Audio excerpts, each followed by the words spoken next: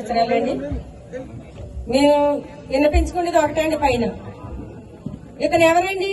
3 సంవత్సరాల కిందట తెలుగుదేశమే లేదండి అసలు.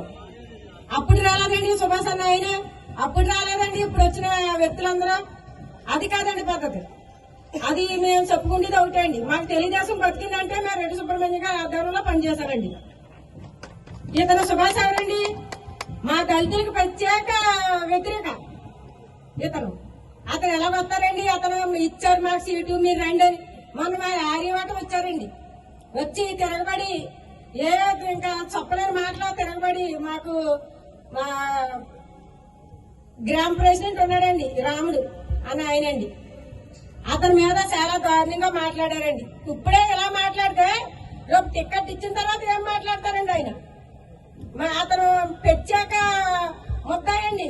ఎందుకంటే మా దళిత మంత్రి గారికి, ఎమ్మెల్యే గారికి అతను ఇల్లు కాల్చిన దాంట్లో ప్రధాన ముద్దాయండి. అలాంటి ముద్దాయికి ఎలాగిస్తారండి టికెట్?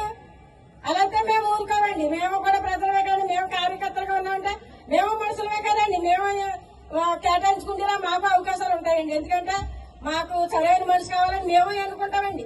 మేము ఎన్నుకున్న మనిషికి మాకు ఇవ్వాలి తప్ప మాకు వ్యతిరేకం ఒక గోండాకి, ఒక డ్రగ్స్ మాఫియా చేసిన వాడికి ఎలాగిస్తారండి టికెట్?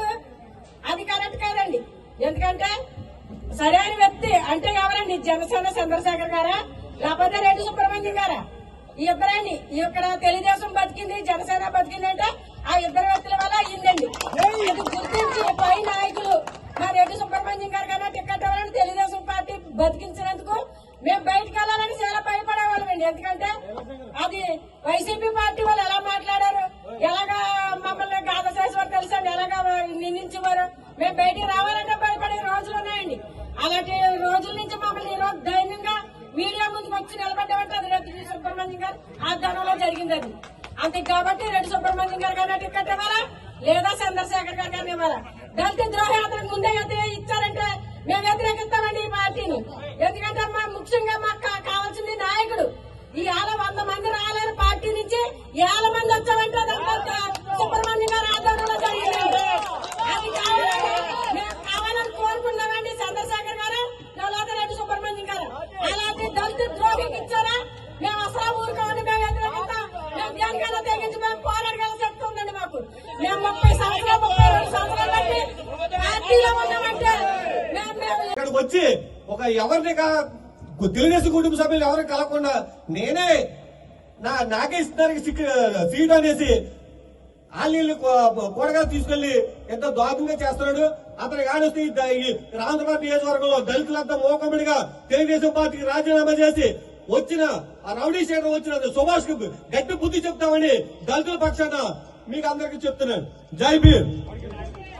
కళ్యాణ్ గారు, అదేవిధంగా నారా చంద్రబాబు నాయుడు గారు రాష్ట్రం బాగోగుల గురించి, రాష్ట్రం యొక్క అభివృద్ధి గురించి వాళ్ళందరూ ఏ ఐకమత్యంగా పనిచేశారో మనందరం కూడా అదే ఐకమత్యంగా కలిసికట్టుగా పనిచేయాలని కోరుకుంటున్నాను. ఇందాక లీలాకృష్ణ గారు ఆవేశంగా ఒక మాట మాట్లాడారు.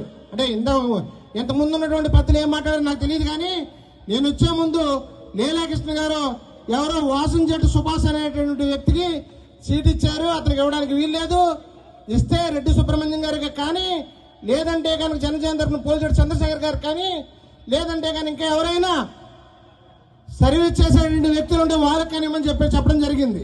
కానీ నేను చెప్తున్నాను సోదరులారా, సోదరిమణులారా, మీ అందరికీ ఒకటే తెలియపరుస్తున్నాను.